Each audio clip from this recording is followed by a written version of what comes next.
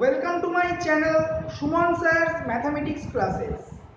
আজকে আমরা ফ্যাক্টোরিয়াল নিয়ে ডিসকাস করব। ফ্যাক্টোরিয়ালের বাংলা ফ্যাক্টোরিয়ালকে বেঙ্গলিতে গৌণিক বলা হয়। তো গৌণিক কথাটা অতটা চল নেই, আমরা সবাই ফ্যাক্টোরিয়ালই বলে থাকি। তো প্রথমে দেখা যাক ফ্যাক্টোরিয়াল জিনিসটা আসলে কি বা এর ইউজটা কি আছে আমাদের ম্যাথামেটিক্সের ক্ষেত্রে।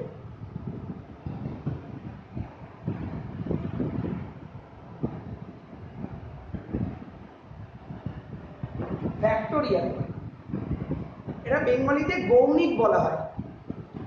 দেখো, ধরো দুটো নাম্বারস বা দুটো কোনো অবজেক্ট তোমাদেরকে দেওয়া হয়েছে, দুটো বস্তু দেওয়া হয়েছে, একটা এ আর একটা বি। এখন এদেরকে অ্যারেঞ্জ করতে বলা হলো বা সাজাতে বলা হলো। তো আমি তো এ আর বি কে রেখেছি, এটা একটা অ্যারেঞ্জমেন্ট। আরেকটা অ্যারেঞ্জমেন্ট পসিবল, সেটা হলো বিটা আগে রেখে এটা পরে। আর কি কোনোভাবে পসিবল? তোমরা বলবে না, আর কোনোভাবে পসিবল না। তোমাদের যদি দুটো অবজেক্ট দেওয়া হয় বা দুটো বস্তু দেওয়া হয়, তাদেরকে এই দুভাবেই অ্যারেঞ্জ করা যায়। যেমন ফর এক্সাম্পল, এখানে আমার একটা মোবাইল ফোন আছে আর এই চকটা আছে।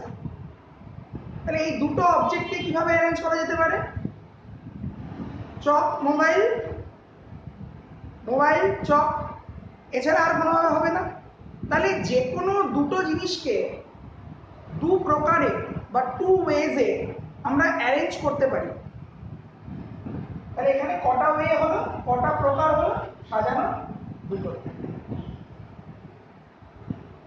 এরপরে আমি তোমাদের কাছে তিনটে অবজেক্ট দিলাম, তিনটে বস্তু দিলাম, একটা এ, একটা বি, একটা সি। এখন এই তিনটে বিভিন্ন অবজেক্টকে, আচ্ছা একটা জিনিস আমি মিস করে গেছি, সেটা হলো অবজেক্ট দুটো কিন্তু ডিফারেন্ট হবে, অর্থাৎ ভিন্ন হবে। মানে এটার সাথে এটা কোনো লিঙ্ক থাকবে না, মানে দুটো সম্পূর্ণভাবে দেখতে আলাদা। ঠিক আছে? তাই এই তিনটে যে ডিফারেন্ট অবজেক্ট দেওয়া হলো এ বি সি, এই তিনটেকে কতভাবে অ্যারেঞ্জ করা যায় দেখা যাক। তাহলে আমি এটাকে সামনে রেখে এদেরকে অ্যারেঞ্জ করছি সি বি, আবার বিটাকে সামনে রেখে এ আর সিটাকে পরে রাখলাম, আবার বি কে ফিক্স রেখে সি আগে এ পরে। তাহলে দেখো, প্রথম দুটো কেসে এ শুরুতে ছিল, পরের দুটো কেসে বি শুরুতে ছিল, আর লাস্ট যে দুটো কেস সেখানে সি শুরুতে থাকবে, এ আর বি তার পরে থাকবে।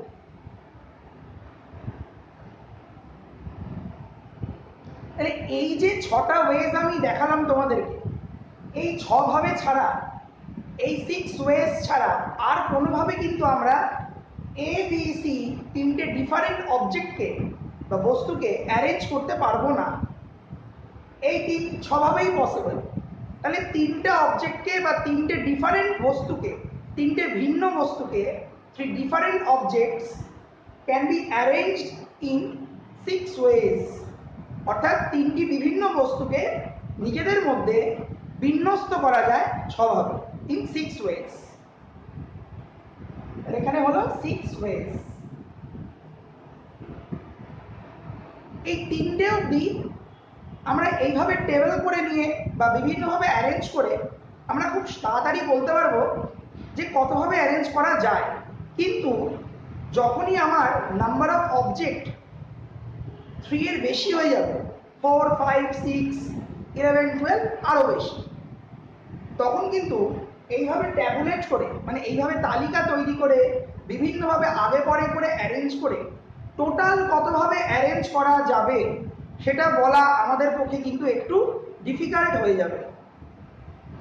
সেক্ষেত্রে আমরা এই ফ্যাক্টোরিয়ালের সাহায্য নেব।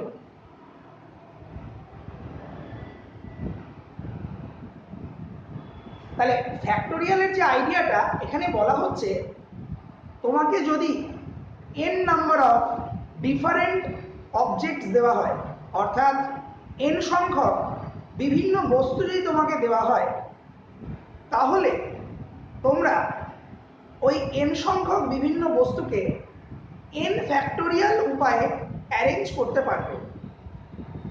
এখন প্রশ্ন হলো n ফ্যাক্টোরিয়ালটা কি? যেমন দেখো, আমাকে যখন দুটো অবজেক্ট দেওয়া হয়েছিল তখন কটা ওয়েজ হয়েছিল? দুটো ওয়েজ, দুভাবে। তাহলে বলছে টু অবজেক্টস, সেখানে কতভাবে অ্যারেঞ্জ করতে পারছি?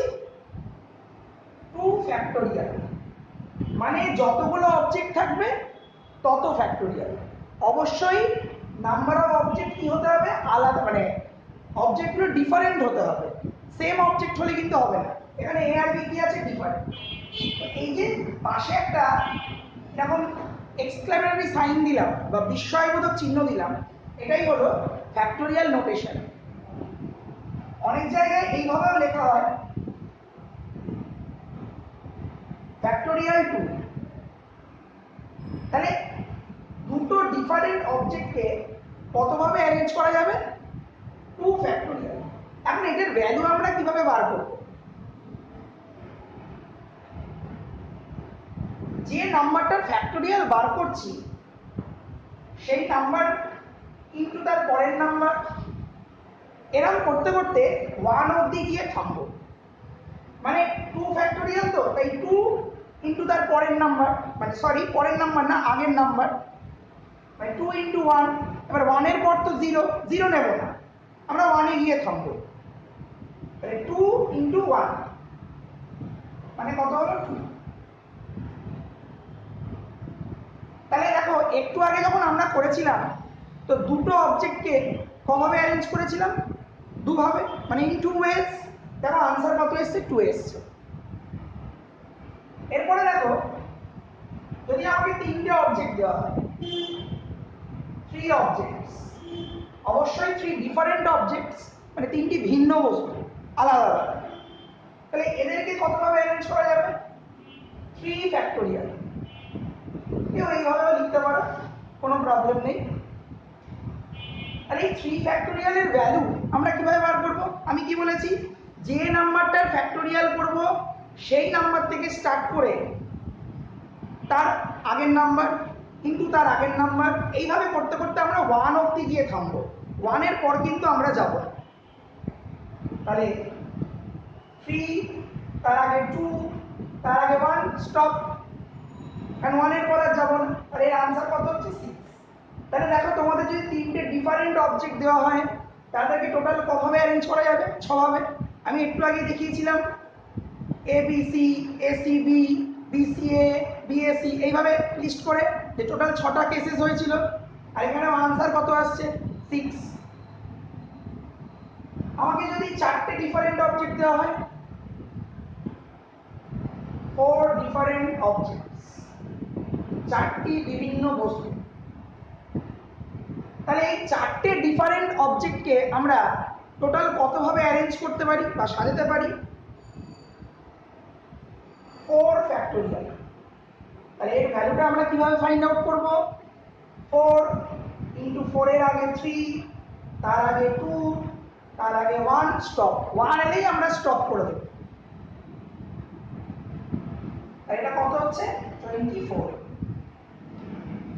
সত্যি 4টে অবজেক্টকে, 4টে ডিফারেন্ট অবজেক্টকে টোটাল কতভাবে অ্যারেঞ্জ করা যাবে? 24 ওয়েজ, 24 ভাবে অ্যারেঞ্জ করা যাবে। তোমরা এটাকে বাড়িতে ট্রাই করে দেখতে পারো, একটু টাইম লাগবে। তোমরা 4টে ডিফারেন্ট অবজেক্ট এরকম নেবে, A B C D, list করে টোটাল 24 ওয়েজে অ্যারেঞ্জ করা যায় কিনা করে তোমরা দেখবে।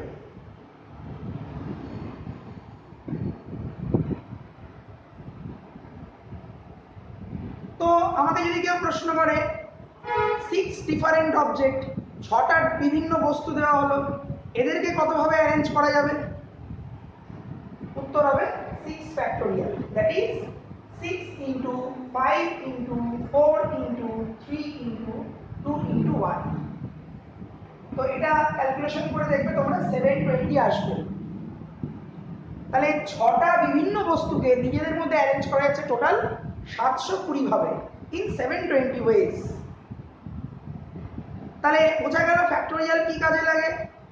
অনেকগুলো ডিফারেন্ট অবজেক্ট যদি আমাদেরকে দিয়ে দেওয়া হয়, তাদেরকে আমরা কতভাবে টোটাল অ্যারেঞ্জ করতে পারি একটা লাইনে, তার উত্তর আমাদের খুব সহজেই দিয়ে দেবে ফ্যাক্টোরিয়াল বা গৌণী।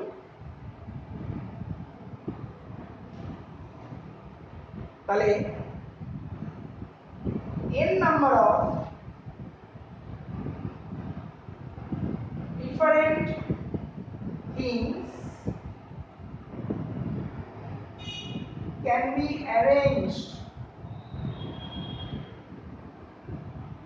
in n factorial ways। অর্থাৎ n সংখ্যক বিভিন্ন বস্তুকে নিজেদের মধ্যে অ্যারেঞ্জ করা যায় বা সাজানো যায়, আরো ভালোভাবে বললে বিন্যস্ত করা যায় n ফ্যাক্টোরিয়াল উপায়ে। আর এই n ফ্যাক্টোরিয়ালের ভ্যালু আমরা কিভাবে ফাইন্ড আউট করব? n ইনটু n এর আগে কি হবে? n-1, তার আগে কি n-2, এরকম করতে করতে n-3, n-4, থামবো কোথায়? 1 এ গিয়ে, মানে একদম শেষে গিয়ে 3, 2, 1।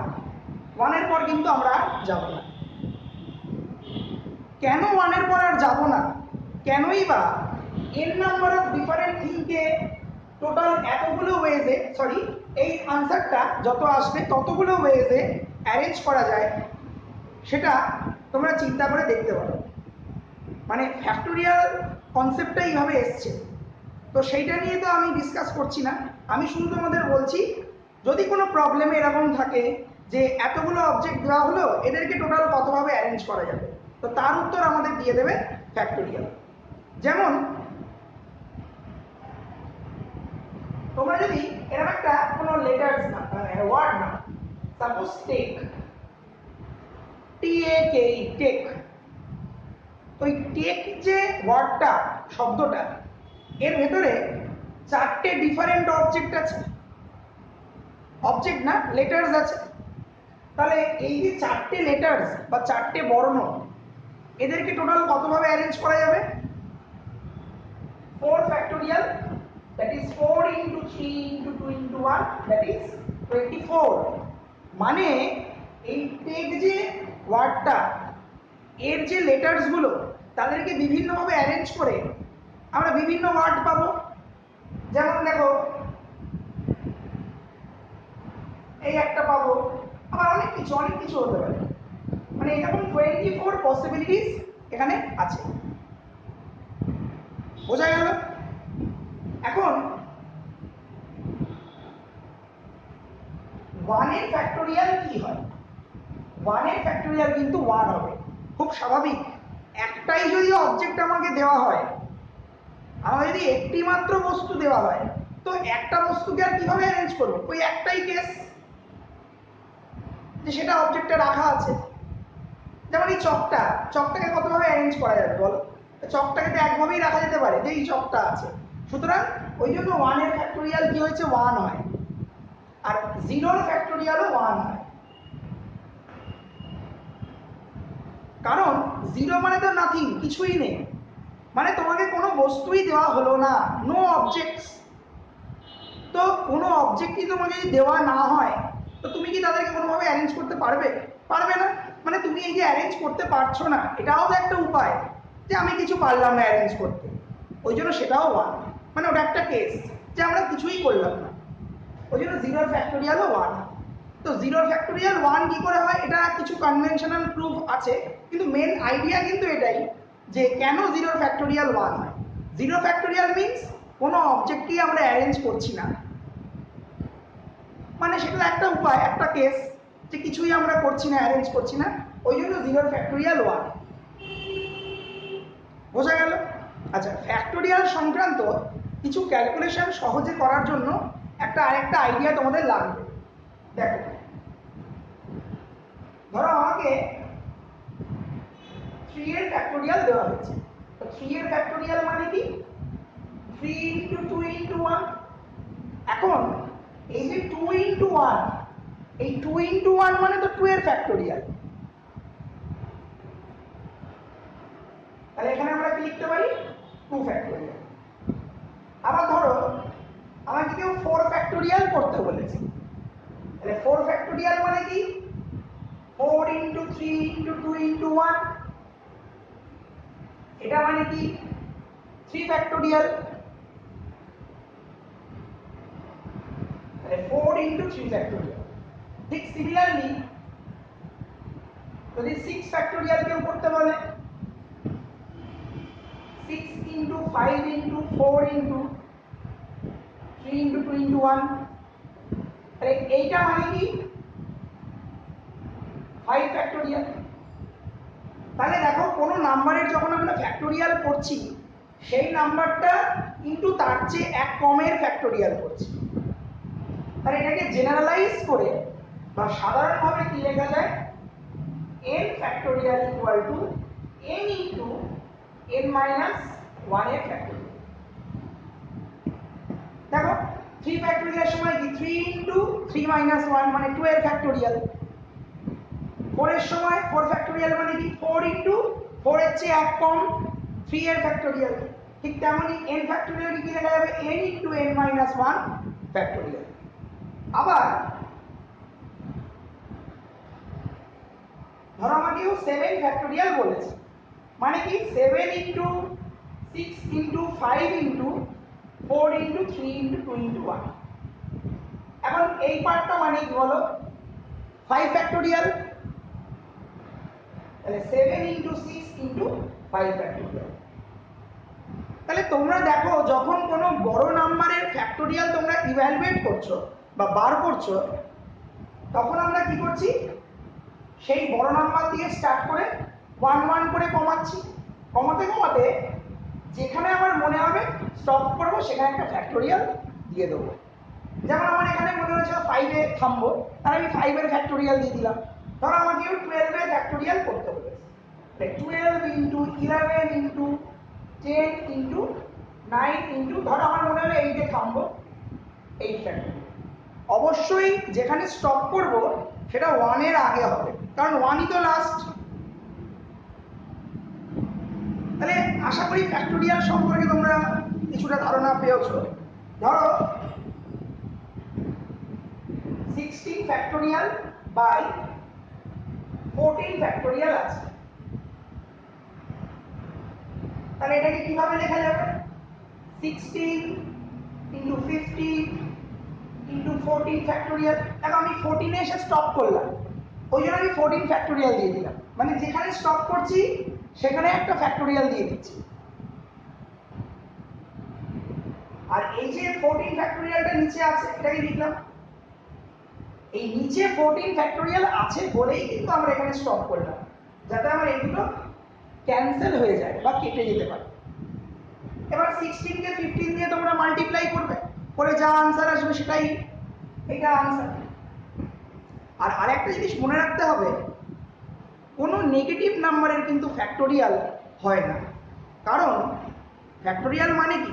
কতগুলো ডিফারেন্ট অবজেক্ট দেওয়া আছে, তাদেরকে তোমরা কতভাবে অ্যারেঞ্জ করতে পারো বা সাজাতে পারো, বিন্যস্ত করতে পারো। আমরা বলতে পারি আমাদের -5টা অবজেক্ট দেওয়া হয়েছে, -5 অবজেক্টস আর গিভেন। এটা তো কোনো অর্থ হয় না। 5টি পেন হয়, কিন্তু -5টি পেন কখনো শুনেছো? না, এটা হয় না, স্বাভাবিকভাবে এটা হয় না। ওই জন্য নেগেটিভ নাম্বার অফ অবজেক্টস এই কথাটা যেহেতু মিনিংলেস, তাই নেগেটিভ নাম্বারের ফ্যাক্টোরিয়ালটাও কিন্তু মিনিংলেস। মানে নেগেটিভ নাম্বারের ফ্যাক্টোরিয়াল আমাদের আনডিফাইন্ড বা অসংজ্ঞাত। আবার কোনো ভগ্নাংশ মানে কোনো ফ্র্যাকশন, তারও কিন্তু ফ্যাক্টোরিয়াল হয় না, মানে আনডিফাইন্ড। কারণ 5টি বস্তু হয়, কিন্তু 5.60 বস্তু, এরকম তো কথাটা ঠিক নয় না। মানে একটা বস্তু আর একটা 0.6 পার্ট, ওরকম তো কোনো মানে হয় না। ঠিক আছে? তো ওই জন্য নেগেটিভ নাম্বারের ফ্যাক্টোরিয়াল আমরা আনডিফাইন্ড, আর কোনো ফ্র্যাকশনেরও ফ্যাক্টোরিয়াল আনডিফাইন্ড। থ্যাংক ইউ, বোঝা গেছে তাহলে?